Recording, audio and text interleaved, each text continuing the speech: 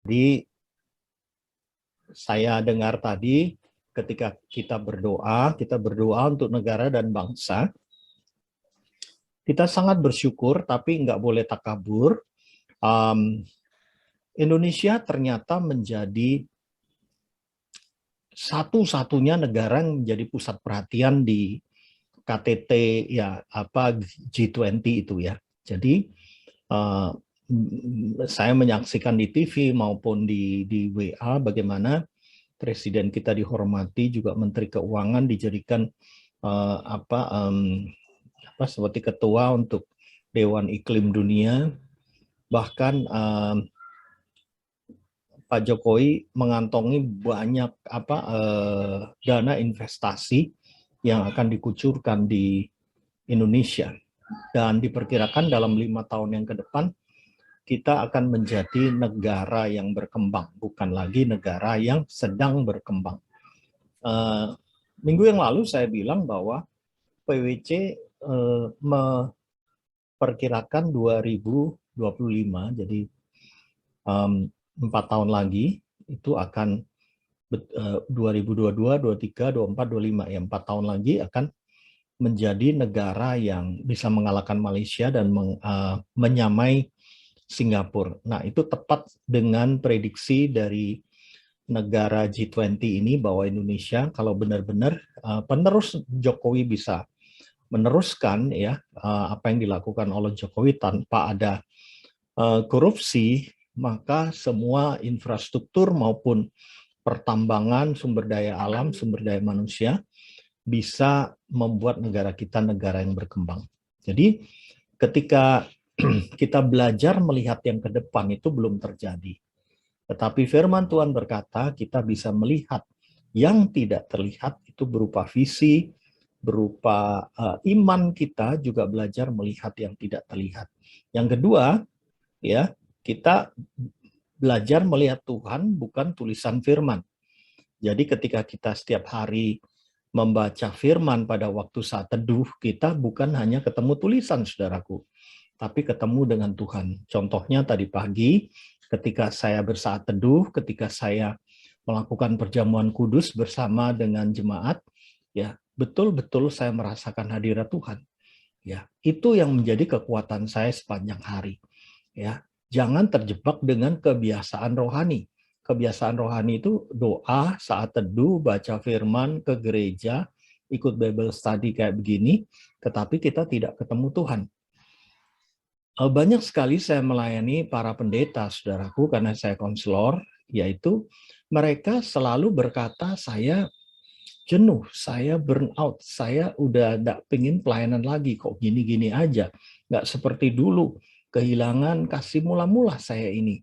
Nah, saudaraku, ingat ada 7 gereja yang diramalkan di akhir zaman ini, betul-betul di kitab Wahyu, kita pasti ada salah satu dari gereja itu. Gereja yang suam-suam kuku, yang dimana kita harus benar-benar hati-hati, kalau tidak kita akan ditinggal oleh mempelai Kristus. Nah, jadi setiap hari seyogianya kita betul-betul mengalami hadirat Tuhan, kekuatan baru itu datangnya dari Tuhan. Yang ketiga, ini saya mengulangi dengan cepat, belajar fokus pada hal-hal batiniah daripada lahiriah. Ya, jadi saya beri kesaksian pada waktu itu, saya sampai hari ini pun saya masih kena neuralgia prosterpetik ya, yaitu akibat dari cacar air. Cacar ular itu masih sakit sekali, tetapi saya tetap beriman dan tetap mengucap syukur dan tetap melakukan pelayanan, saudaraku. Jadi saya tidak mau karena lahiriah saya sakit terus batiniah saya juga sakit, tidak ya, karena manusia hidup oleh roh bukan oleh tubuh ini ya. Manusia hidup bukan oleh roti tetapi oleh firman Tuhan. Ketika saya memperkatakan firman Tuhan begini, rasanya segar sekali ya. Nah, saudaraku, selanjutnya belajar mendengar nasihat hati nurani. Kita punya yang namanya antara singular cortex dan insular ya. Insular itu bagian otak kita di mana kita itu bisa merekam hal-hal yang baik, yang benar, visi, misi, nilai-nilai firman. Nah, hati nurani itu harus diisi. Ya, jika tidak, dia tidak berbunyi, dan hati nurani itu tidak bisa mencegah, tetapi bisa mengingatkan. Demikian ya. Nah, mari kita lihat, saudaraku, yang terakhir kemarin kita belajar mempercayai bahwa Tuhan beserta kita. Kenapa dia menamakan dia Immanuel? Karena nama itu adalah jati diri. Nama itu identitas diri.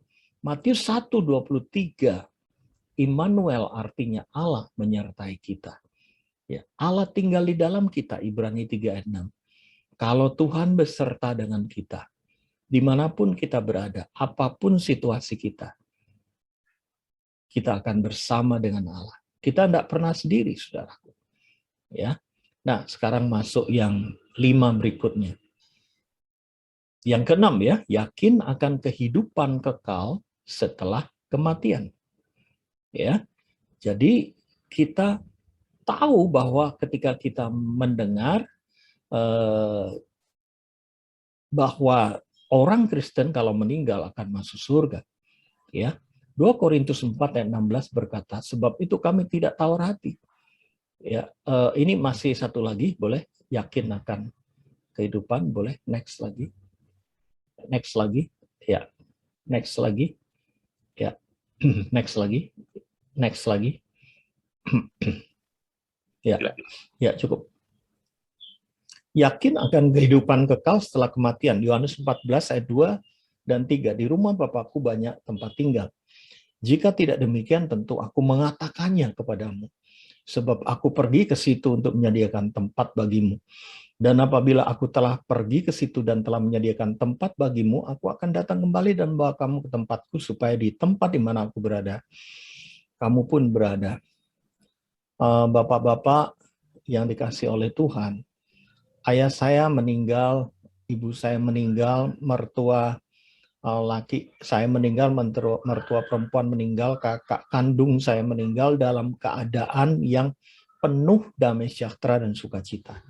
Yang merawat jenazah selalu bilang, ini pasti orang Kristen ya ketika ibu saya meninggal. Kenapa, Bu? Saya bilang, ya kalau orang Kristen itu wajahnya tidak menakutkan.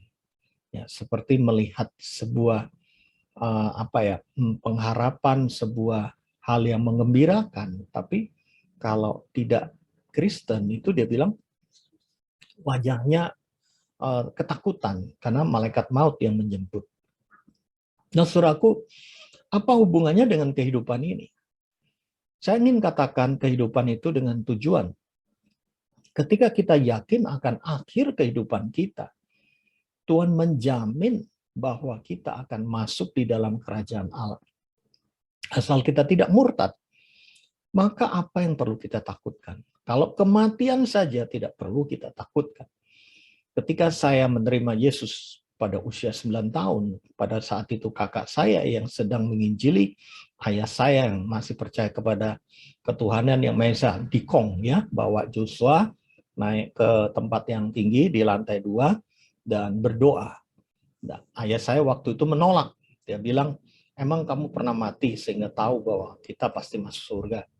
Tapi ketika saya mendengar perkataan kakak saya menerima Yesus dan saya berlutut di tempat tidur. Saya berkata, di samping tempat tidur, saya berkata, Tuhan, masuklah dalam hatiku dan aku mau menjadi anakmu. Saya tidak merasakan apa-apa, tetapi sejak saat itu saya tidak pernah lupa bahwa hidup saya terus dipimpin oleh Tuhan. Dan saya belajar dari salah satunya Pak Pendeta Stephen Tong ya. Saya memang dari gereja Protestan ya. Saya dibaptis CD pada usia 17 tahun dan akhirnya saya juga sempat mengalami kuasa Roh Kudus dan saya semakin yakin bahwa hidup ini betul-betul sudah direncanakan oleh Tuhan. Ya, saya tidak pernah berkekurangan selama hidup 60 tahun ini, tahun depan 61. Saya tidak pernah merasakan sendiri pada saat-saat yang genting ketika mau tabrakan, mau dibunuh sama orang. Saya pernah diracun, ya karena saya audit SDM. Saya juga dihancurkan ekonomi saya. Bahkan secara pandemi ini sudah, kalau bulan Maret tahun depan itu sudah 2 tahun usaha saya sudah berhenti, ya. Tetapi Tuhan selalu memberikan iman kepada saya bahwa kalau kematian aja Tuhan jamin, apalagi kehidupan ini. Ya, pernahkah saudara membaca buku-buku cerita atau komik gitu ya? Saya dulu senang baca Koping Ho, ya. Dan saya kalau baca buku komik yang superhero atau apa, walaupun judulnya itu Superman is dead gitu, saya lihat belakangnya Superman itu nggak mati, bangkit lagi. Ya, jadi orang Jawa bilang namanya pelaku utamanya, aktor utamanya itu lakonnya nggak pernah mati gitu. Jadi pelaku utamanya pasti menang itu. Nah, kalau udah mati kan tamat bukunya ya, nggak ada serinya lagi. Nah, demikian juga hidup kita, saudaraku. Kalau kita difilmkan hidup kita ya, kita itu akhirnya pasti indah. Apalagi dalam kehidupan ini, kalau kematian aja dijamin oleh Tuhan. Tidak ada satu kuasa pun yang bisa memisahkan kita dari kasih Allah. Ya, janganlah kita membuat kekhawatiran itu dibesar-besarkan. Wajib kita khawatir, wajib kita takut. Tapi untuk hal-hal yang memang alamiah, tidak dibuat-buat. Contohnya dibuat-buat gimana sih Pak Yakub? Nah begini, ya, kita masih punya rumah nih, ya, kita masih punya properti, kita masih punya mobil, ya. Ketika kita dimakan orang 1-2 miliar, ya, sepertinya mau hancur. Saya pernah ketemu dengan klien saya, dia super kaya, ya. Dia kehilangan 10 M dari permainan Indosuria atau apa gitu ya. Ya. Dia orang Katolik dan dia bilang sama saya, "Pak, doain kalau Bapak bisa berdoa dan uang itu kembali, nanti saya kasih kepada Tuhan 10% dan Bapak saya kasih berapa," gitu. Saya bilang nggak mungkin ya, saya bisa berdoa tapi bukan karena uang itu. Ya. Jadi hidupnya jadi lontang-lantung, seperti tidak ada semangat. Kenapa? Dia punya kekayaan mungkin 100 M lebih ya. Bisnisnya mungkin ratusan M, tapi kehilangan 10 M saja sudah rasanya gimana gitu. Nah, saya masih ingat konglomerat dunia ya. Dia pemilik bank di Italia ya. Jadi kekayaannya diperkirakan sekitar 4 triliun. 4 triliun dan dia kehilangan 1 triliun ketika melakukan kesalahan bisnis. Dan dia bunuh diri dengan menabrakkan diri di kereta cepat. Ya, orang-orang berpikir, kenapa ya? Kok orang itu demikian gampang untuk khawatir, takut, bahkan kalaupun kita nggak punya apa-apa, kita masih punya Tuhan Yesus. Ya, kenapa saya ceritakan ini, saudaraku? Ya, paradigma ilahi, sudut pandang ilahi adalah yakin akan kehidupan kekal setelah kematian. Percayalah, kalau kita mati aja dijamin oleh Tuhan, masa buat hidup nggak dijamin sih? Gitu loh. Mati aja dijamin, masa hidup nggak dijamin. Ya, jadi tadi saya dengar juga ada yang cari kerjaan di Amerika, padahal pengangguran di Amerika lumayan banyak loh. Jadi doain teman kita itu dan kasih semangat ya supaya dia berhasil ya. Jadi keberhasilan itu sebetulnya tidak tergantung di mana kita bekerja dan pekerjaan apa, tapi bagaimana kita mengerjakannya. Kalau kita mengerjakan dengan Tuhan, maka segala sesuatu itu akan baik adanya. Baik. Yang ketujuh, yakin tidak mungkin terpisahkan dengan kasih Allah. Ya. Roma 8 ayat 38-39, sebab aku yakin bahwa baik maut maupun hidup, baik malaikat-malaikat maupun pemerintah-pemerintah, baik yang ada sekarang maupun yang akan datang, atau kuasa-kuasa, baik yang di atas maupun yang di bawah, ataupun suatu makhluk lain, tidak akan dapat memisahkan kita dari kasih Allah yang ada di dalam Kristus Yesus, Tuhan kita. Ya, ketika kita yakin tidak mungkin terpisahkan dari kasih Allah. Saudaraku, kalau saudara membaca 2 Timotius 2, 12 dan 13, di situ dituliskan walaupun kita tidak setia, dia tetap setia. Artinya apa? Dia menunggu kita kembali. Saudaraku, Allah mengajarkan kita kalau ikut Yesus sudah diberkati oleh gereja Kristen atau Katolik ya, kita itu tidak boleh bercerai. Kenapa? Karena kesetiaan itu diikat oleh kasih Allah. Ya, jadi ketika kita sudah menikah, apapun keadaan kita, seyogianya kita tidak bercerai. Ya, mungkin bisa sementara itu jawaban, tetapi janganlah kita bercerai. Karena Tuhan sendiri berkata, walaupun kau tidak setia, aku tetap setia loh. 2 Timotius 2, 12, 13. Coba baca. Walaupun engkau tidak setia, tetap setia. Dia menjamin bahwa dirinya sendiri menjadi role model. Saudaraku, berapa banyak dari kita ya yang sudah melakukan kejahatan, dosa berkali-kali, tetapi kita selalu diterima kembali oleh Tuhan ketika kita bertobat. Roma 8 ayat 38 39, sebab aku yakin bahwa baik maut maupun hidup, baik malaikat-malaikat maupun pemerintah-pemerintah, baik yang ada sekarang maupun yang akan datang, atau kuasa-kuasa baik yang di atas maupun di bawah, ataupun sesuatu makhluk lain, tidak akan dapat memisahkan kita dari kasih Allah yang ada dalam Kristus Yesus Tuhan kita. Coba bayangkan Bapak Ibu saudara sekalian, seorang presiden atau bahkan seorang menteri pun itu ada pengawalnya. Ya, saya melihat ex-menteri pun kena power syndrome, dia bawa pengawal. Gaya hidupnya masih seperti menteri. Ya kalau ex-presiden tetap ada pengawal. Nah, Bapak-bapak yang dikasih oleh Tuhan, saya ingin katakan demikian. Ketika kita merasa aman di dunia ini, belum tentu setelah kematian kita aman. Kalau kita tidak menerima Yesus, ya kita masuk dalam neraka. Tapi setelah kita dapat jaminan kehidupan setelah kematian, dan selama kita hidup ini, ya, bayangkan baik maut, hidup, malaikat, pemerintah, ya kuasa yang akan datang, makhluk lain tidak dapat memisahkan kita dari kasih Allah.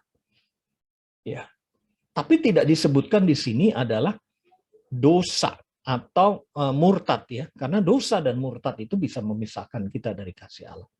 Tapi selama kita masih di dalam Tuhan, boleh bisnis turun, boleh ada masalah dengan pasangan, boleh kita rugi, boleh kita mengalami tantangan dan cobaan. Ingatlah, Tuhan tidak pernah meninggalkan kita. Itu adalah bulan mindset ya, Pak Beni, Lucy ya. Bulan ini adalah bulan di mana kita harus yakin bahwa tidak mungkin terpisahkan dari kasih Allah.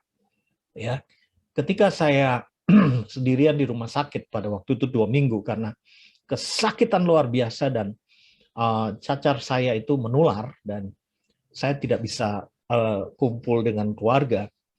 Saya diisolasi, ya. Saya merasakan kesendirian, tetapi saya tidak merasakan ketakutan dengan kematian.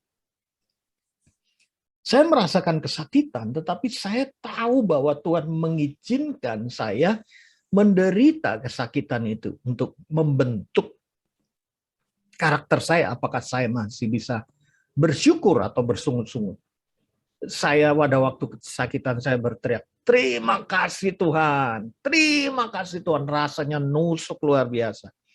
Ya, saya membayangkan tangan Yesus yang dipaku itu lebih sakit, ya, mahkota duri Yesus itu lebih sakit. Dan tiba-tiba saya tertidur bangun pagi, saya sudah tidak sakit lagi. Tiap hari kayak begitu. Ya, saudaraku, kenapa saya kuat hari ini? Karena saya yakin tidak mungkin terpisahkan dari kasih Allah. Percayalah saudaraku, percayalah. Apapun boleh terjadi dalam hidup kita. Tapi kita tidak akan terpisahkan dengan kasih Allah. Haleluya. Kurita kapasindara lama takut. Jangan takut, saudaraku. Jangan takut. Ya. Tuhan itu bersama dengan kita. Saya banyak mengalami kayak begini. Haleluya. Ya. Next, silakan satu lagi. Yakin memiliki roh Allah yang tidak tertandingi. Roh yang menyertai kita itu adalah para pemenang. Roh yang memenang. Yohanes 4 ayat 4. Kamu berasal dari Allah. Kita ini berasal dari Allah, anak-anak. Dan kamu telah mengalahkan nabi-nabi palsu itu. Sebab roh yang ada di dalam kamu lebih besar daripada roh yang ada di dalam dunia. Satu kali saya diminta oleh klien saya untuk mengisi sebuah pertemuan tahunan, dan itu di Bali, dan saya ditidurkan di sebuah hotel yang ada kamar pemujaan dengan Nyi Roro Kidul. Ya, kamar itu persis di depan pintu masuk bisa kelihatan. Kamar itu memang sengaja dikosongkan di lantai 3, sebelah-sebelahnya ditempati orang, dan malam itu saya sengaja panitianya ngerjain saya karena dia tahu bahwa saya adalah pendeta, saya hamba Tuhan, ya. Dan ketika saya setengah 11 malam itu saya masuk, saya merasakan merinding, ada sesuatu ya, bau bunga penyembahan, kemenyan dan lain sebagainya, dan saya langsung menyebutkan ayat ini, ya. Roh yang di dalam aku lebih besar daripada roh yang ada di dalam ruangan ini. Roh yang di dalam aku lebih besar dengan roh yang ada di sebelah kiri, kanan, atas, bawah. Dan saya sebutkan lagi Lukas 10 ayat 19, aku diberi kuasa untuk menginjak ular kalajengking. Dalam nama Yesus, semua roh yang ada di dalam diriku, di dalam diriku ini menghalau semua roh-roh yang di luar aku. Tuhan, aku mengucap syukur kepadamu Tuhan. Aku mengucap syukur kepadamu. Jangan dirubah dulu ya. Saya belum pindah ya. Yakin memiliki roh Allah ya. Nanti saya bilang next gitu aja ya, yang tidak tertandingi. Lalu saya sebutkan 1 Yohanes 4 ayat 4 ini. Lalu saya sebutkan juga Mazmur 91 ayat 11 bahwa Tuhan menyertai aku dengan malaikat. Mazmur 34 ayat 7, malaikat Tuhan berkemah di sekelilingku. Itu enaknya kalau kita hafal dengan ayat-ayat ya. Kalau kita lagi ketakutan, kita bisa berperang semacam itu. Dan malam itu saya tidur sendiri dan tidur lelap sekali, dan besok bangun saya mandi dan makan pagi. Dan ketika makan pagi, panitia ngerubungi saya, Pak Yakob tidurnya pindah nggak? Maksudnya pindah? Ya Bapak di bawah. Oh enggak. Apakah Bapak pakai pakaian lengkap? Iya, kenapa? Bapak nggak dibalik kepalanya ke sini, ke situ? Enggak. Wow, dia bilang, ini memang pendeta benar-benar penuh kuasa katanya. Jadi rupanya panitia itu sering ngerjain orang Kristen, anak-anak Tuhan ya. Kalau dia tidak siap gitu rohnya, dia bisa mimpi basah, udah dewasa, mimpi basah bersetubuh dengan Nyi Roro Kidul, dan bangun itu sudah telanjang dan bisa tidur di tanah di depan pintu. Waduh, lucu sekali. Jadi ya puji Tuhan saya tidak mengalami itu. Saya percaya bahwa apapun boleh terjadi dalam hidup kita, tapi kita yakin memiliki roh Allah yang tidak tertandingi. Saya nggak tahu sudah cerita belum ya, ketika saya audit di Kalimantan, sebuah kota ya, di Samarinda, sebuah tempat di mana dicurigai ada korupsi di sana. Kemudian saya diberi kopi ya. Roh Kudus bilang minum saja, kopi itu ada racunnya, tapi minum aja, aku akan membuat sign and wonder. Dan saya bilang dalam nama Yesus. Dia minum kopinya, saya minum kopinya, dan itu branch manager. Dan saya mules, dan saya tiba-tiba ingin ke toilet, dan saya buang air, bocor gitu saja, tapi habis itu selesai. Lalu si orang itu yang memang rencana meracun saya atau mempengaruhi saya, bingung, mukanya kelihatan pucat gitu. Bapak nggak apa-apa, saya nggak apa-apa. Bapak kalau mau istirahat di hotel, oh enggak, saya nggak apa-apa. Saya lanjutkan, dan hari itu ketangkep dia korupsi 225 juta. Ya. Jadi Bapak Ibu Saudara sekalian, asal kita tidak untuk gagah-gagahan, jangan takut kita diracun, jangan takut terhadap maut. Saya banyak cerita seperti ini yang dialami oleh teman-teman saya, ditodong pisau, ditodong pistol ya. Oh, saya juga pernah di ini khotbah di satu gereja, nggak saya sebutkan ya. Begitu pulang, saya nunggu driver saya jemput, tiba-tiba saya ditodong pisau. Saya keluar dari penjara, dia bilang, tolong serahkan sembahan kasihnya. Saya tahu Bapak udah mulai khotbah mulai pagi sampai sore. Saya bilang, kalau saya mau kasih, nggak usah ditodong, saya bilang gitu. Tapi kalau saya nggak mau kasih, walaupun kamu todong, saya nggak akan mati, saya bilang. Ya, saya mengucapkan ayat ini karena ada roh yang lebih besar daripada saya. Dan roh itu yang akan membela saya. Kamu mau coba, silakan, tusuk saya. Ya, kalau memang saya mati, ya itu sudah hari saya baik. Tapi kalau saya tidak mati, aku yakin kamu yang akan mati. Saya bilang begitu. Dan akhirnya dia simpan pisaunya. Ya Bapak jangan pakai ayat lah Pak, saya juga orang Kristen. Kasih saya uang jalan aja lah Pak. Akhirnya saya kasih 100.000. Dan dia minta ampun kepada saya. Saudaraku, kita itu bisa menjadi berani kalau kita punya paradigma ilahi. Ya, saya pernah di stop polisi, nggak salah itu. Saya tahu itu benar-benar cari kesalahan. Saya bilang, Pak, saya tidak mau ditilang dan saya benar-benar merasa tidak bersalah. Kamu melawan aparat pemerintah. Saya bilang, saya yang bayar Bapak. Kok bisa? Saya bayar pajak. Saya bilang gitu. Ayo kita buktikan apa ada fotonya, apa adanya. Pokoknya saya nggak takut aja. Sampai akhirnya Pak polisnya bilang, ya sudah sana jalan. Kepala batu, dia bilang. Saya balik lagi, maaf Pak, Bapak bilang apa? Gitu. Enggak, sudah. Jadi kita ini adalah organ kebenaran. Ya. Kalau memang saya salah, saya juga rela dihukum, rela ditilang. Tapi kalau benar, fight aja. Ya. Nah, saudaraku, kalau kita mau bulan ini bulan mindset ya, kata Pak Benny Lucy tadi, ayo kita yakin memiliki roh Allah yang tidak tertandingi. Saya pernah di-pitching dengan orang-orang Amerika, Singapura, Meksiko, ya, untuk satu proyek gitu loh. Itu dilakukan oleh Sampurna Foundation, ya. Dan yang Indonesia cuma saya, dan yang pasti dari kesaksian ini saya yang menang.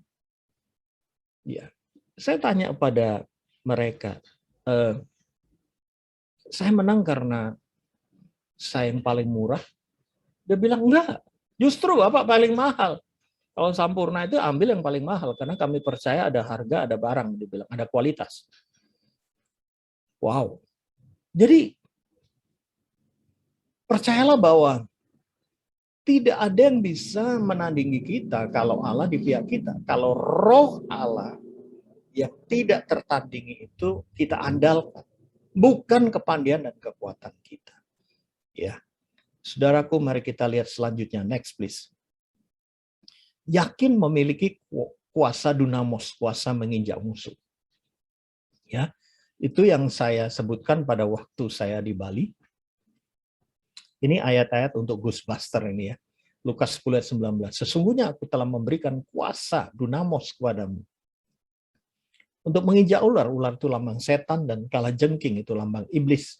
Dan kuasa untuk menahan kekuatan musuh dunia ini. Ya, keinginan mata, keinginan keangkuhan hidup, ya, keinginan daging. Sehingga tidak akan dapat yang membahayakan kamu. Saudaraku, dalam perjanjian lama, perjanjian baru, sejarah gereja, ya, seorang researcher bernama Bobby Clinton berkata, anak Tuhan itu tidak bisa dikalahkan dengan penderitaan. Tetapi anak Tuhan itu bisa dikalahkan dengan zona nyaman. Hati-hati. Kalau ketika kita nggak punya uang, waduh, doanya kencang. Kalau kita punya masalah dengan pasangan hidup kita, doa kita kencang. Kalau kita dikhianati, kalau kita sakit seperti saya, waduh, doanya kencang. Tapi ketika kita sehat, ketika kita damai-damai dengan istri, ketika kita diberkati hidupnya, hati-hati. Ya, hati-hati. Karena apa? Pada saat kita lengah, itulah iblis mengincar kita. Saya mengkonseling banyak pendeta, saudaraku. Jatuhnya tahu hari apa? Hari Senin. Hari Senin itu harinya libur para pendeta. Bahkan seorang pendeta yang habis pelayanan, dia pijat sama istrinya. Jadi istrinya ngajak pijatnya, temanin saya pijat gitu. Ya. Dan pemijatnya dua-dua perempuan, dan hanya dibatasi dengan tirai begitu. Dan tetapi dunia membuat pencobaan buat hamba Tuhan ini. Dia tertidur, dan ketika dia terbangun, kelaminnya dikocok oleh pemijatnya. Dan dia betulnya bisa menolak, bisa menampik. Tetapi dia bilang sama saya, mengaku, saya berdosa. Kenapa? Saya tahu ini nggak benar. Tapi enaknya luar biasa Pak Yakub. Jadi saya akhirnya sampai keluar air mani dan dia menyesal karena sebelahnya ada istrinya. Dan karena menyesal, maka selesai dari pijat memijat itu dia ngaku sama istrinya. Ketika ngaku, saudaraku, istrinya marahnya luar biasa. Gila, kamu pendeta habis khotbah 3 kali, kamu masih bisa melakukan gitu. Istrinya malam itu juga pulang sendiri, itu di luar kota. Istrinya telepon saya, suaminya telepon saya, dan besoknya kita ketemu di kotanya dan kita ngobrol bersama-sama. Dan saya sebutkan bahwa setiap anak Tuhan itu harus waspada, terutama ketika di zona nyaman. Ingat, Daud itu jatuhnya kapan? Ketika di zona perang atau zona nyaman? Zona nyaman. Simpson jatuhnya di zona perang atau zona nyaman? Zona nyaman. Ya. Jadi, Bapak-bapak, saudara-saudara sekalian, hati-hati. Ayat ini berlaku ketika kita di zona nyaman maupun tidak ada zona nyaman, tapi kita peka bahwa ini adalah trap atau jebakan. Kita bisa menahan kekuatan musuh. Itu dari dunia. Kita bisa menginjak ular dan kalajengking. Ya, setan dan iblis dan kuasa untuk menahan kekuatan musuh. Menahan kedagingan. Menahan hawa nafsu. Menahan keinginan mata, keinginan hidup.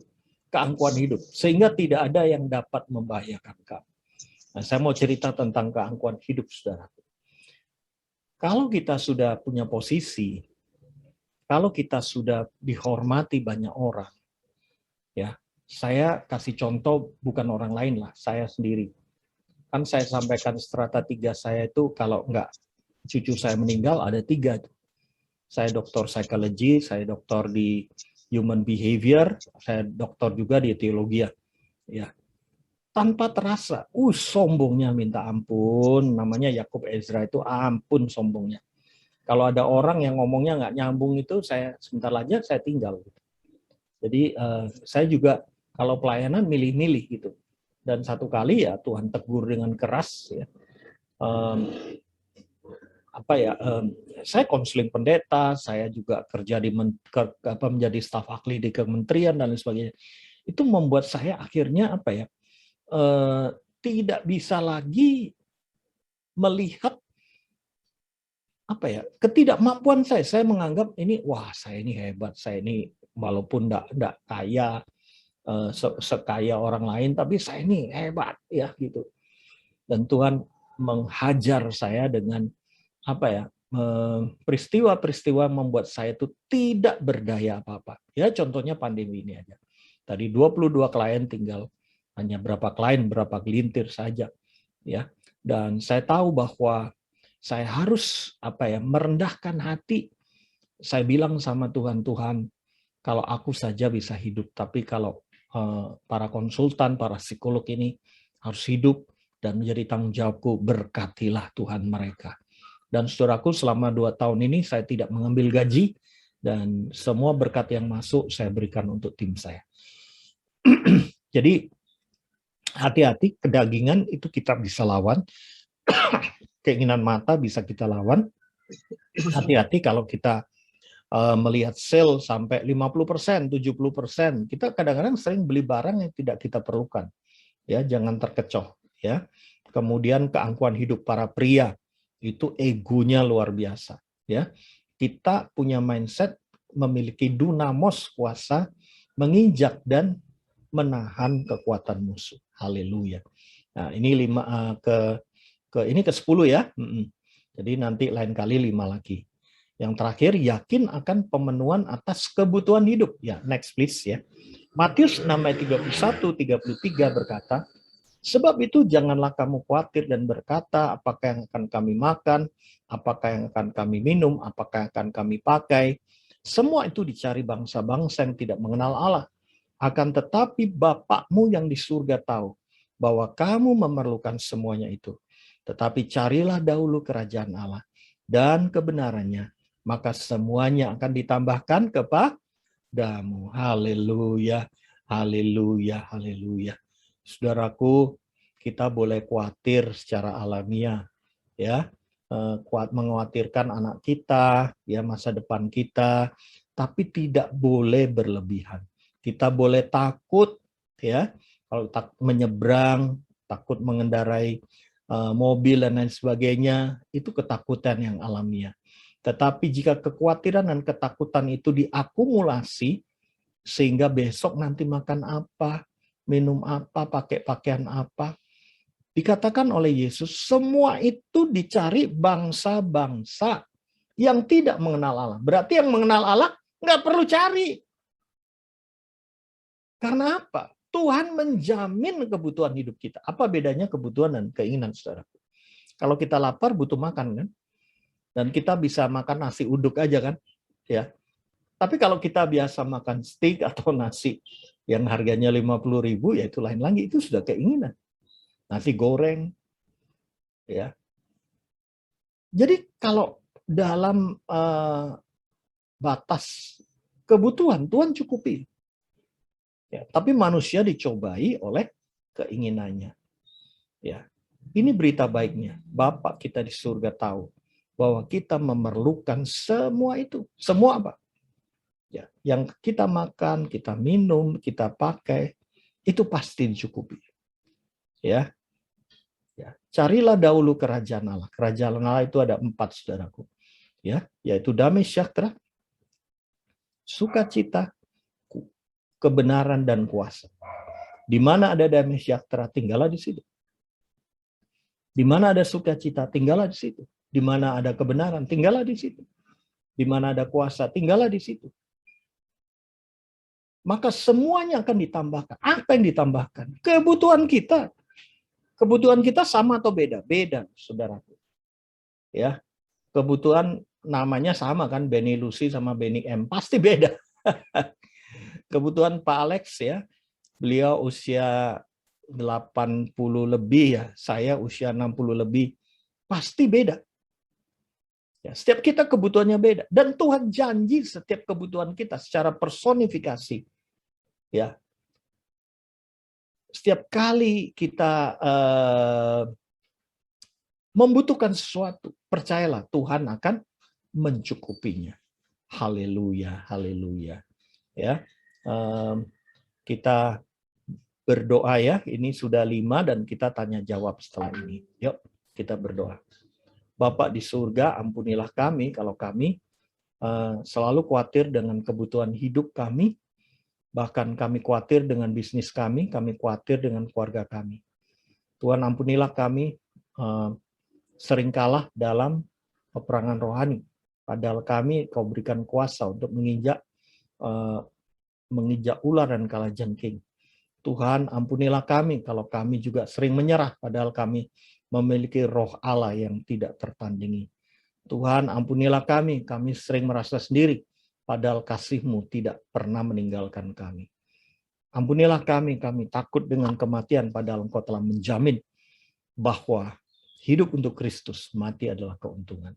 Tuhan, berkatilah Full Gospel Tomang ini, dan berkatilah Pak Benny Lucy sebagai Presiden, dan berkati semua jajaran direksi, maupun semua anggota yang ada di sini, ada 30 orang Tuhan, Kau memberkati mereka semua, dan biarlah firman yang sudah ditaburkan ini akan bertumbuh menjadi iman, menjadi mindset di dalam hidup kami.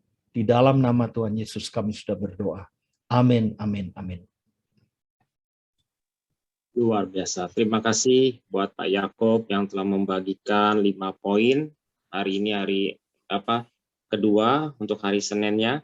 Tadi sudah dibagikan 5 poin, yaitu belajar fokus pada hal batinia daripada lahiriah, dan yang ke-7 yaitu belajar yakin tidak mungkin terpisahkan dengan kasih Allah.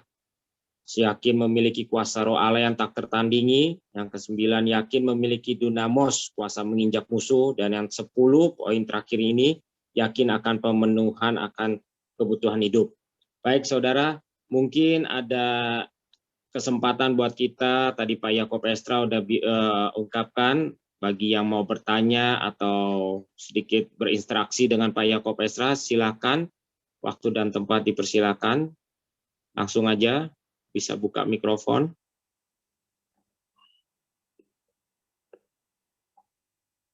Bro Hendra Lesmana, Bro Beni Lucy, Pak Alex atau siapa, Pak Heriadi, bagi yang tadi ini. Ya, saya dulu deh. Pak Yakub, selamat Ya, malam. malam. Mentor saya, terima kasih. Ya Pak, kalau saya sama setan-setan nggak takut Pak. Iya, ya. Saya yakin banget roh yang di dalam saya lebih besar. Amin. Yang saya takut setan yang putih-putih tuh Pak, yang cakep-cakep tuh Pak. Iya. Nah, ya. Betul. Itu yang saya ngeri itu. Iya, itu lemah sekali saya. Daud juga kalah di situ kan. Iya. Apalagi lemah sekali saya. Iya, yang putih-putih itu dilihat Daud tidak berpakaian lagi mandi. Waduh, udah pusing Daud. Dia nggak peduli. Saya nggak tahu teman-teman full gospel di sini kelihatannya sih lebih rohani lah, di atas saya jauh gitu. Kalau presidennya udah ngaku ya berarti. Kalau urusan perempuan saya duluan kali yang KO kali. Nah itu gimana tuh caranya tuh Pak? Bingung saya kadang-kadang. Apalagi katanya umur-umur begini lagi keren-kerennya, katanya sih, bukan kata saya. Gitu. Iya. Ya. Saya boleh interupsi? Nah, ini ada suhu juga nih Pak Alex. Gimana Pak Alex? Ya, kan umur saya sudah 88.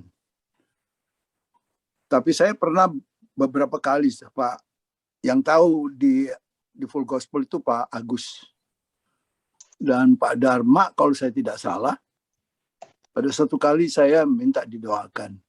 Nah itu apa yang seperti Anda katakan. Kita harus jaga sebagai anak itu mengenai nafsu. Nafsu itu enggak peduli dia umur berapa, bisa jatuh. Saya sudah pernah didoakan, bukan cuma satu kali saya didoakan. Saya ngaku, saya didoakan beberapa kali. Antara lain oleh Pak Edi Leo. Ya.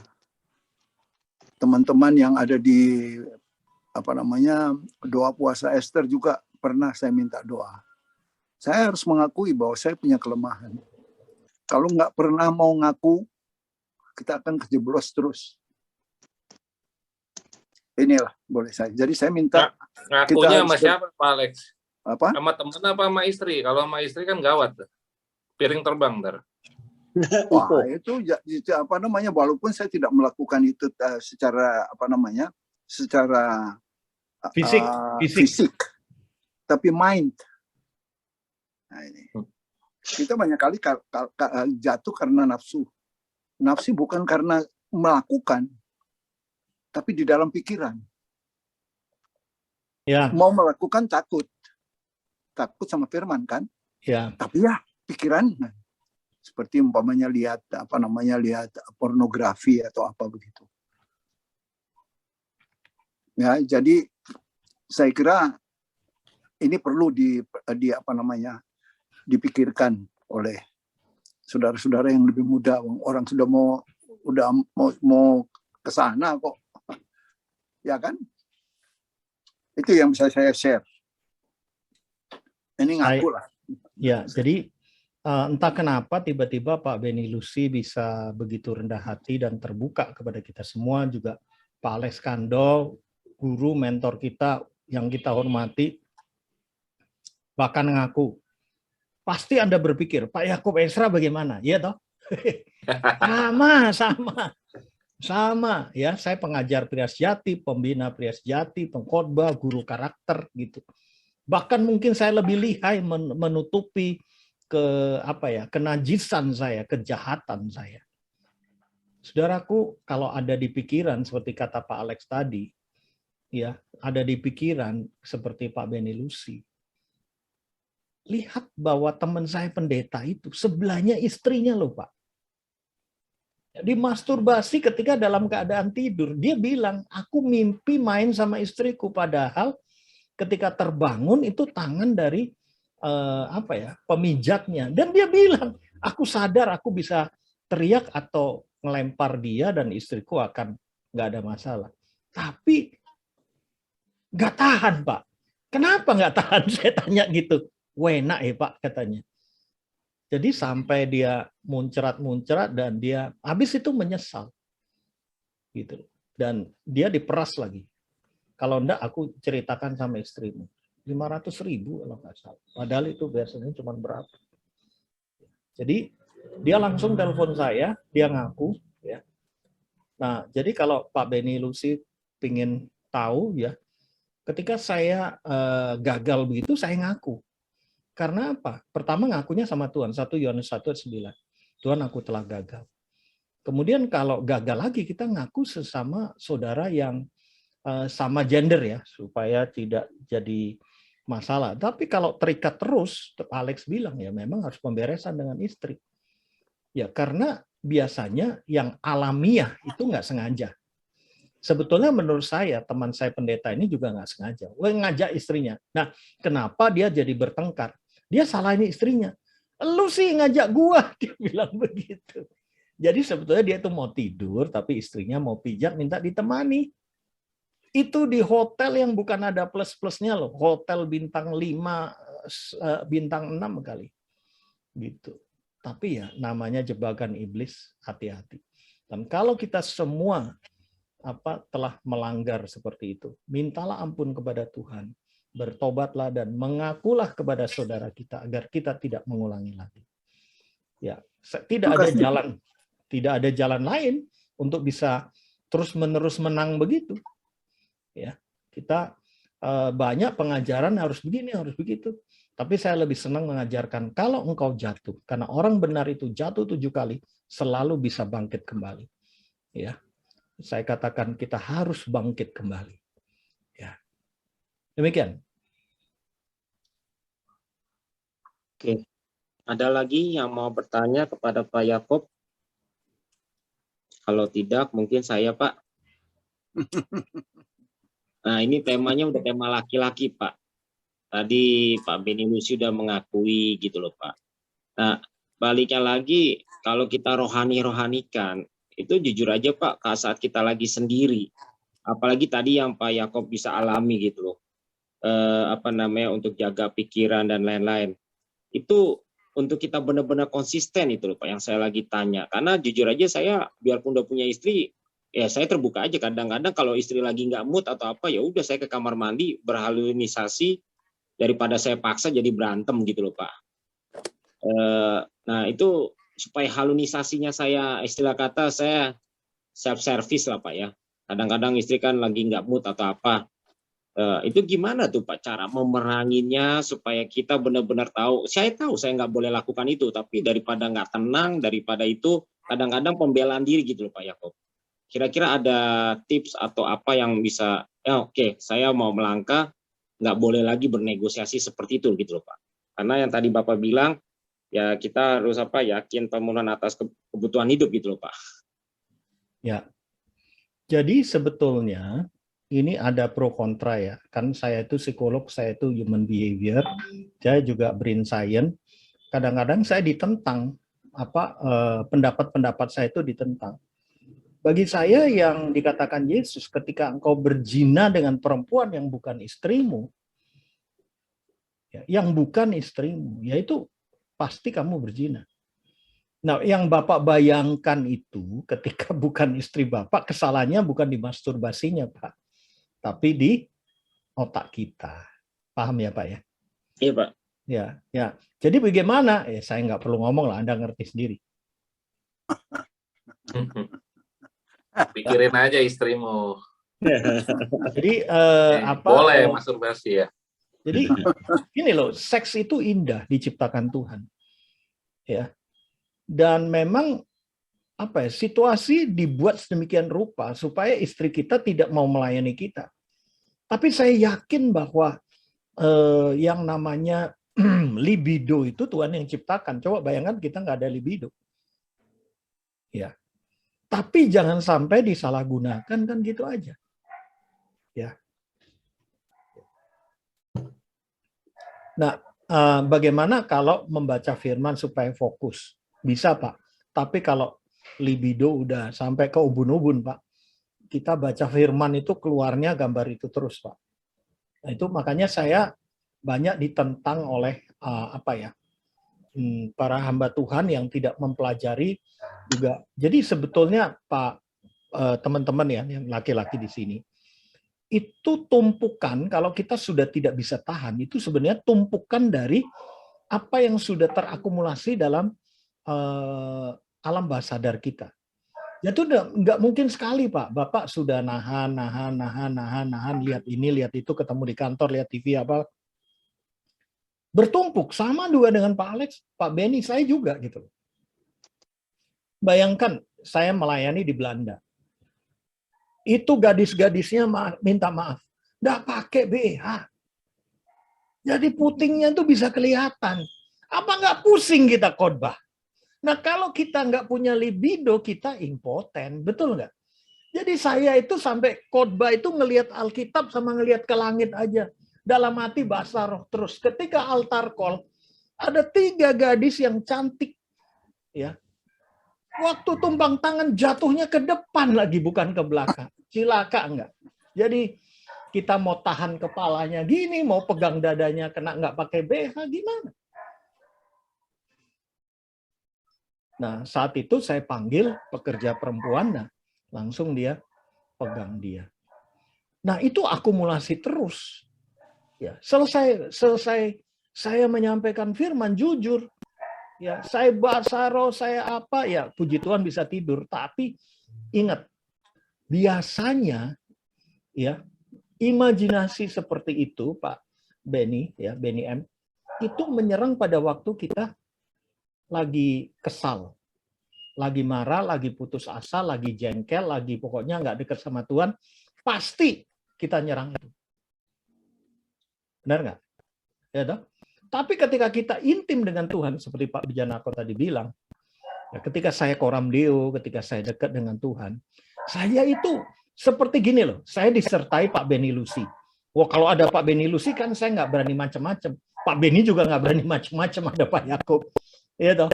Nah Tuhan itu begitu, kalau kita merasakan Tuhan itu dekat, coba, walaupun Bapak di kamar mandi, bisa pelorot cana terus masturbasi, ada Tuhan Yesus di depan Bapak.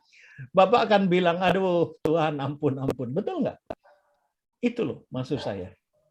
Jadi saya tidak berkata bahwa kita itu bisa menang terus. Karena saya melayani pendeta, hamba Tuhan, pengusaha.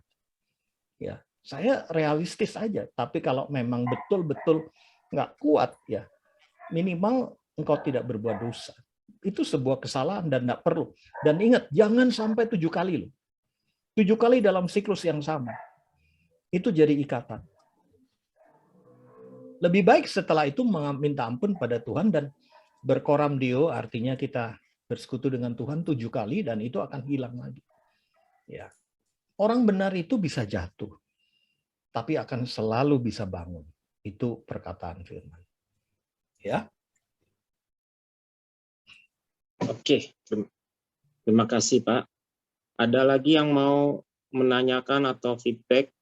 Mumpung Pak Yakob Estra masih memberikan kesempatan buat kita. Pak Heriadi atau Pak Martinus? Ya, saya Pak. Saya mau bertanya, ini masalah, bukan masalah, tadi dibicarakan masalah laki-laki ya, tapi ini yang saya mau tanyakan adalah masalah perempuan Pak. Nah, pada dasarnya perempuan itu lebih banyak khawatir Pak ya. Jadi di dalam tadi adalah mindset bahwa kita yakin pemenuhan kebutuhan hidup, tetapi banyak wanita yang sangat-sangat khawatir. Dan saya membaca di Google Pak Yakob, itu kekhawatiran itu 85% itu tidak terjadi Pak. Apakah itu benar? Itu loh Pak. Dan memang kalau saya merasakan bahwa apa yang kekhawatiran dari istri mungkin bukan 85%, 100% itu tidak terjadi gitu loh. Dia sangat khawatir terhadap anaknya dan lain sebagainya, ini nanti gini, tetapi itu tidak terjadi gitu. Jadi ini apakah di Google itu benar Pak, 85% itu tidak terjadi kekhawatiran itu. Dan ini kalau itu benar ya memang firman Tuhan itu digenapi, dan itu memang harus kita sampaikan berita itu kepada wanita-wanita terutama yang seringkali khawatir. Itu aja Pak Yakob. Terima kasih Pak Yakob. Ya, yang dikasih Tuhan Pak Martinus itu memang benar Pak, tapi itu untuk orang yang tidak mengenal Allah Pak. Ya, tapi orang yang mengenal Allah itu 100% tidak akan terjadi Pak. Nah, itu. Kenapa? Karena 85% itu adalah ukuran orang yang overthinking. Over itu kelebihan, berpikir kelebihan. Jadi sebetulnya ketakutan atau kekhawatiran itu dipicu oleh hormon hormon kortisol. Hormon kortisol itu diciptakan oleh Tuhan supaya kita mawas diri. Contohnya ketika kita mau nyebrang, ketika kita di pinggir tangga, jangan sampai kita jatuh. Hormon kortisol itu untuk self awareness, kewaspadaan diri. Sehingga kita tidak perlu sampai celaka. Tuhan udah kasih itu. Nah, hormon kortisol itu keluarnya itu sudah diatur oleh Tuhan. Ya. Misalnya berapa mili gitu. Sehingga tangan kita kalau kena api langsung bisa psikosensoriknya bisa menghindar. Ya. Nah, ketika kita semakin tua, nah ini masalahnya Pak. Semakin berusia, ya, itu kayak mesinnya itu sudah ngoklok, ada kendor, ada murnya kurang apa gitu ya. Jadi hormonnya tuh bisa kurang, bisa banjir Pak. Kalau nggak ada takutnya kan juga mengerikan Pak, betul ya? Tapi kalau takut terus juga bahaya gitu. Yes. Ya kan? Betul. Betul. Jadi sebetulnya pekerjaan setan itu membuat kita meleset. Meleset itu hamartia. Hamartia itu dosa. Ya. Kalau kita berpikir dosa itu apa sih? Meleset. Jadi kalau kita takut itu wajar. Tapi kalau kita mandi aja takut apa? Kedinginan dan stroke dan mati. Ya itu berlebihan. Apakah kita ada tanda-tanda seperti itu? Ya. Ada seorang yang sangat kaya raya, klien saya, uangnya triliunan. Ya. Tetapi dia takut naik pesawat, Pak Alex, ibu-ibu. Jadi dia nggak bisa ke luar negeri, dia kemana-mana naik mobil. Nah, kalau sampai seperti itu, saya sarankan Pak Martinus ke dokter jiwa. Nggak apa-apa. Saya ada tim Dr. Yosi Agustanti terbaik di Jakarta itu, di Rumah Sakit Siloam. Nah, itu dikasih pil sebetulnya supaya hormon kortisolnya itu tidak mengucur terus dan lebih tenang. Gitu loh. Jadi kita makan tersedak gitu ya. Itu udah ketakutannya luar biasa. Ya. Dan 95% Pak Martinus orang yang tenggelam meninggalnya bukan karena kemasukan air paru-parunya. Itu enggak, tapi karena ketakutan. 95%. Jadi ketakutan itu bisa mematikan. Dan itu yang dipakai oleh iblis. Nah, makanya tadi saya bilang kalau mindsetnya kita mati adalah keuntungan, saya yakin orang seperti, jangankan Pak Alex, saya aja kapanpun dipanggil Tuhan siap kok. Ya kan? Kalau hidup, ya melayani Tuhan. Itu sebabnya saya nggak mau main-main gitu dalam hidup ini. Gitu Pak Martinus. Ya, jadi kalau masih dalam kadar normal, ya nggak apa-apa. Kalau sudah berlebihan, saya anjurkan nggak apa-apa kok ke psikiater itu. Jangan malu. Tim saya psikiater ini menangani, sebut aja nama konglomerat di Indonesia siapa. Semuanya ke psikiater. Terutama ketika pandemi ini. Iya, walaupun mereka sembunyi-sembunyi. Gitu. Sudah ada obatnya. Ya, selain doa tentu saja. Iya. Terima kasih Pak Yakob. Yo, Pak. Oke. Baik, masih ada lagi yang mau bertanya? Diberikan kesempatan buat Bapak-Bapak, mungkin Pak Wijanarka. Ini ada tulis ya Pak Wijanarka ya Pak ya. Saya karena pakai handphone agak ini. Oh, saya Ben, Pak Beni saya. Oke, Pak Gusmanta, silakan Pak Gusmanta. Ya, terima kasih Pak Yakob atas pengajarannya malam ini. Tadi sudah dengan vulgar ya, saudara-saudara kami, sahabat-sahabat kami dalam Full Gospel, menceritakan tentang naluri seks ya.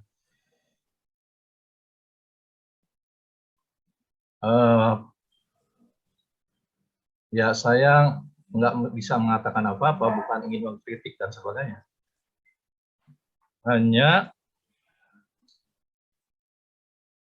apakah posisi-posisi kita yang kita ceritakan itu posisi dalam kedudukan manusia rohani yang sudah diselamatkan atau belum?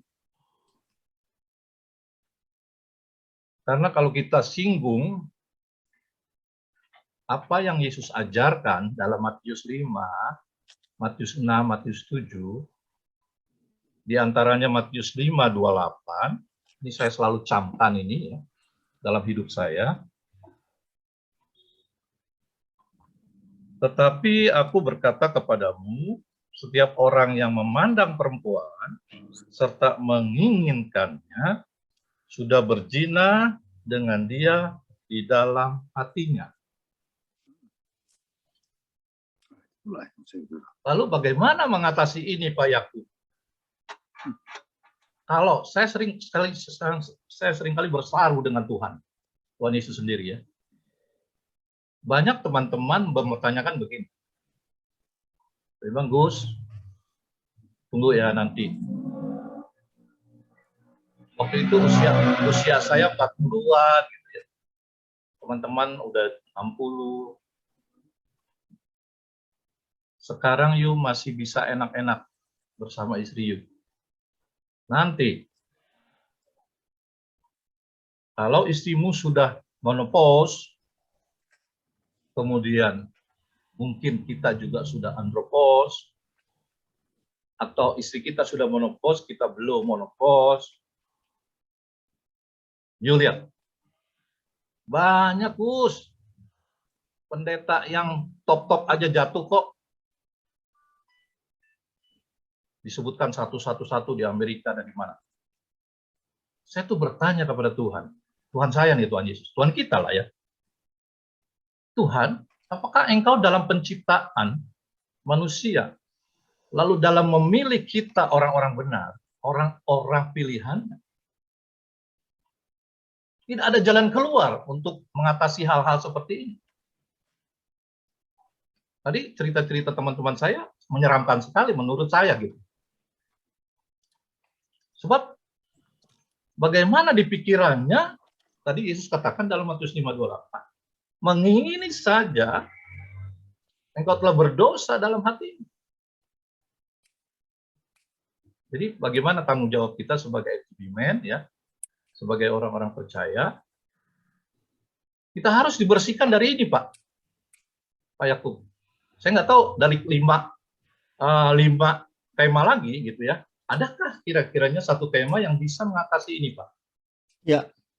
Itu aja, Pak, pertanyaan saya. Terima kasih. Ya, terima kasih, Pak Agus. Tadi Pak Agus juga membantu saya, mari fokus pada firman Tuhan. Itu benar sih, ya. Nah, Pak Agus menyebutkan Matius 5:28 dalam bahasa Indonesia itu tidak dijabarkan secara detail ya, Pak. Ya. Karena dalam bahasa King James, Bapak akan lihat di situ ketika engkau memandang terus-menerus, jadi sebetulnya ada pilihan ya Pak, untuk tidak terus-menerus ya Pak. Gitu. Kedua, sampai kamu menginginkan itu dalam bahasa aslinya, epitumeo, itu artinya berhawa nafsu Pak. Membayangkan sampai kita berciuman, bersenggama, maaf. Jadi sampai seperti itu, kita sebetulnya ada pilihan untuk tidak seperti itu. Nah, itu epitomio, Pak. Jadi bahasanya desire, ya, lust after, ya, diteruskan gitu. Jadi kalau kita ngelihat sebetulnya kita seperti Yusuf, ya, run and shun. Ketika melihat istri Potifar, dia lari dan menghindar. Itu bisa. Nah, saya selalu menghargai setiap keterbukaan, karena kami di Prihasyati itu keterbukaan awal pemulihan. Kami tidak pernah menghakimi orang yang terbuka seperti itu. Tapi memang setuju bahwa bagaimana ini caranya? Bagaimana caranya? Yes. Ya, jawabannya ada di Roma 5 ayat 3-5. Ya, di situ dikatakan, setiap kita yang menderita karena kebenaran, menderita karena melakukan firman, menderita karena menyangkal diri, menderita karena memikul salib.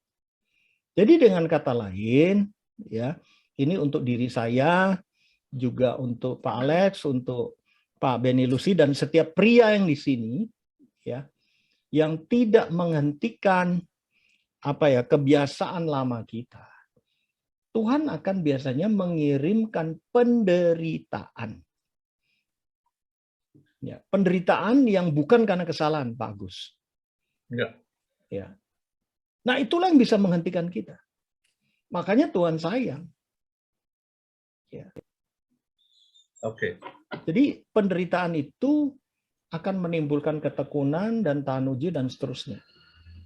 Ya. Jadi ketika saya sakit pun saya tanya sama Tuhan. Ini di luar seksual, ya. Apakah ada rencana Tuhan untuk saya itu dikoreksi dalam hidup? Ada, Pak, ternyata. Saya itu ministry alkoholik, Pak. Jadi bukan workaholic. Jadi satu hari saya bisa 8 sampai 10 pelayanan bisa. Nah, Tuhan tidak berkenan. Kenapa? Akhirnya saya itu hanya menyampaikan tanpa memperhatikan satu demi satu. Itu sebabnya saya betul-betul minta sama sahabat saya juga, Pak Beni Lucy, Pak, saya minta satu syarat, ya, saya nggak usah dikasih apa-apa, saya mau melayani dengan sungguh hati, ya. Dan itu cara saya untuk benar-benar menderita karena kebenaran. Ya. Jadi sejauh pengalaman saya dan saya PA pendalaman Alkitab, Daud itu menderita, Pak, setelah berbuat dosa itu menderita luar biasa. Ya, Simpson itu menderita luar biasa. Kadang-kadang kita anggap itu hukuman Tuhan, sebenarnya tidak. Tapi kalau Tuhan tidak kasih itu, kemungkinan Daud akan bisa mengulangi lagi. Simpson bisa mengulangi lagi. Jadi sebelum kita sampai menderita sampai seumur hidup begitu, lebih baik kita berhenti berbuat dosa, gitu, Pak. Ya, Oh, Pak. gitu. Ya, Pak, ya. Oke, terima kasih, Pak. Jadi kalau nggak salah, Pak, tambahan dikit, Pak. Kalau nggak salah ada 2 tool yang ya sebetulnya ya kalau Tuhan Maha Kuasa, Tuhan yang siapkan, Pak. Tool untuk orang-orang yang tidak mau taat dan orang-orang yang tahu kebenaran tapi tidak mau melakukan kebenaran. Kan orang benar semua, Pak. Pasti tahu kebenaran. Iya. Nah, tapi belum mampu atau memang gini, Pak. Kebanyakan laki ini mengatakan, aduh gimana ya, gue belum mampu ya. Gue senang, gue suka gitu. Gue suka sih itu. Jadi, aduh sayang lah gitu ya. Sampai ada yang mengatakan begini, aduh sorry lah Gus, gue belum bisa percaya Yesus penuh. Ya, belum bisa. Kenapa? Satu itu loh. Satu itu ya. Ya atau apa? Seks. Gue nggak bisa lepas itu. Waduh, ini balapan namanya, Pak.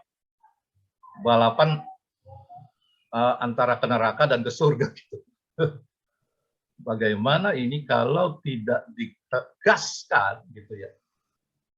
Karena hukuman 2 tool yang Tuhan sediakan untuk orang-orang yang tidak taat adalah 1 rasa takut, 1 rasa sakit yang tadi Pak Yakub kasih tahu ya.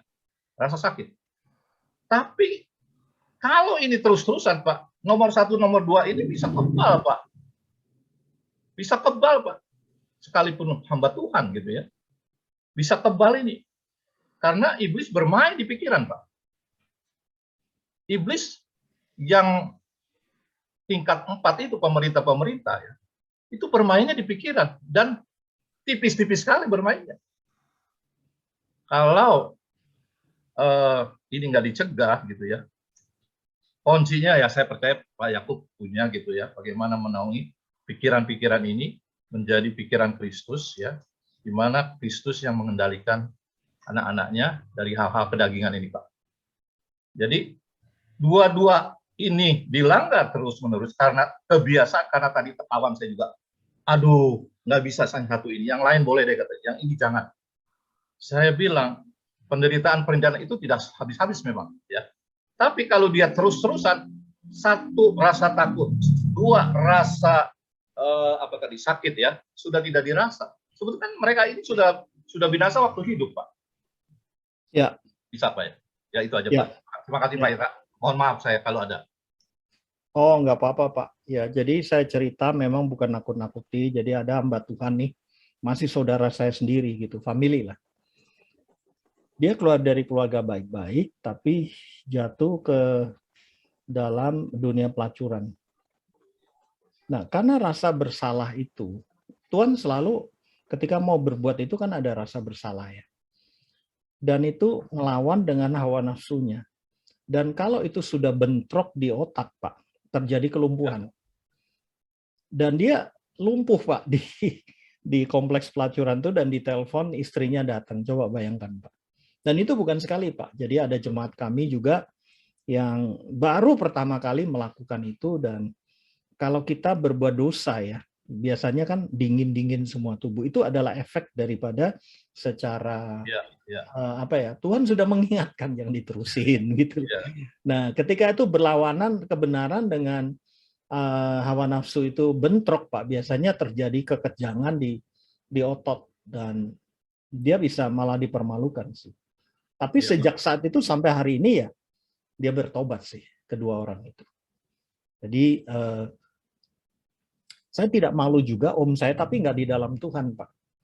Ya, maaf ya Pak Lek, usianya itu juga 80. Itu saya panggil engkong lah gitu.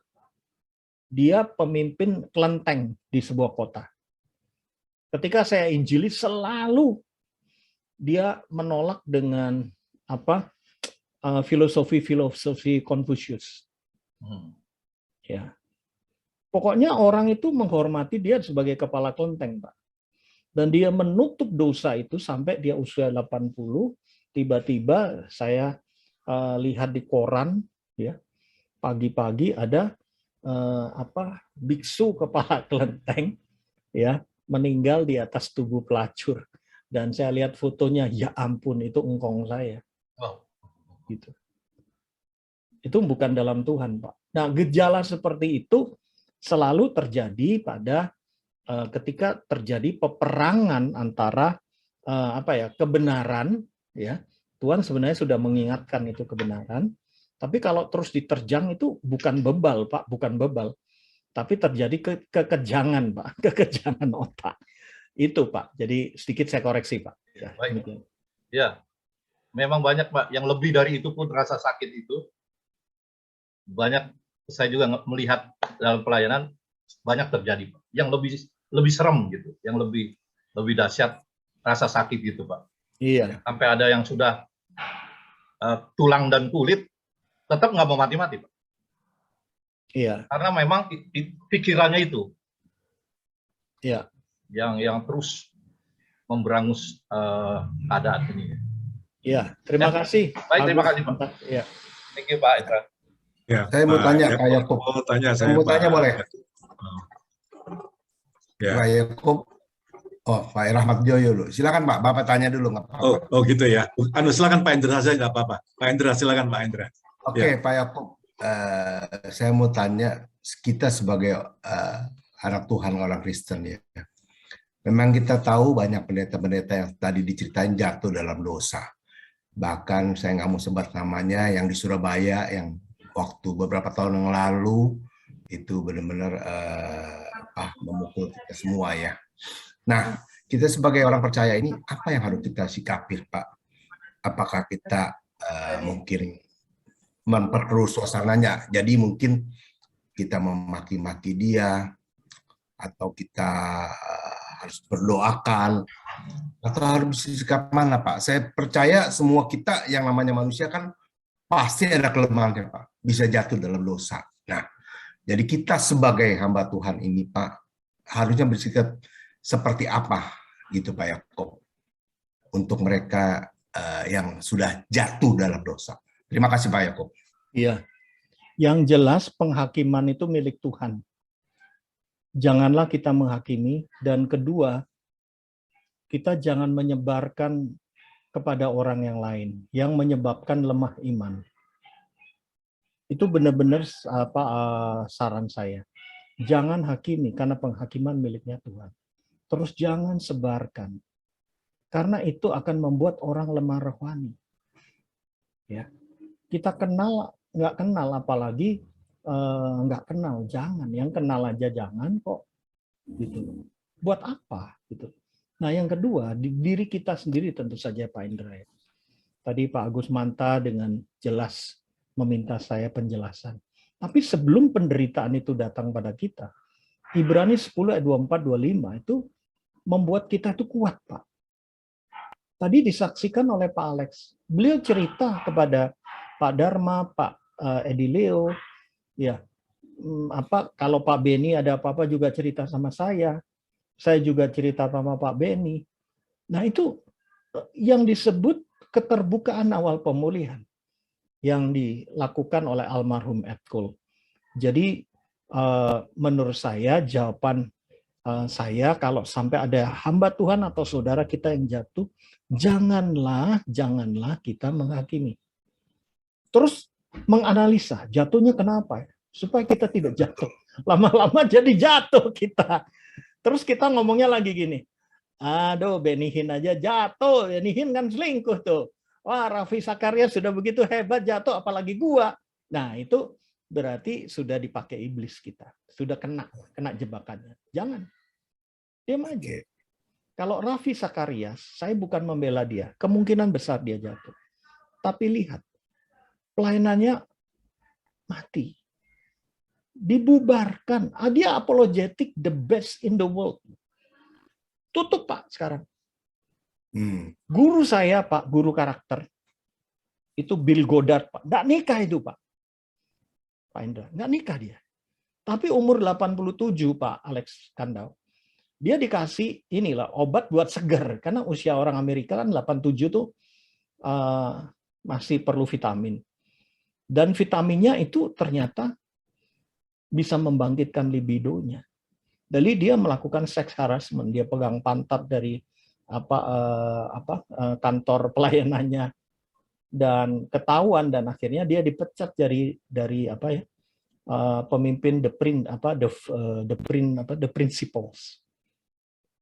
Jadi menyedihkan sekali. Ya, jadi hentikan untuk menghakimi, juga jangan cari tahu, terus jangan sebarkan. Itu betul-betul saya mohon. Ya, coba bayangkan kalau kita yang jatuh begitu gimana, ya kan? Ya. Nah, kita sendiri kalau sudah jatuh atau sebelum jatuh, kita harus punya sahabat rohani. Itu yang disampaikan oleh Pak Alex benar sekali. Yang disampaikan oleh Pak Beni Lucy benar sekali. Berarti kalau Pak Beni itu terbuka seperti itu, beliau menganggap kita semua ini sahabat beliau. Itu kekuatan Pak Beni. Ketika Pak Beni ngomong gitu, dia tidak akan sampai melakukan itu. Karena keterbukaan awal pemulihan, Yakobus 5 ayat 16, ketika kita saling mengaku, kita menjadi sembuh. Itu. Ya Pak Indra. Demikian. Thank you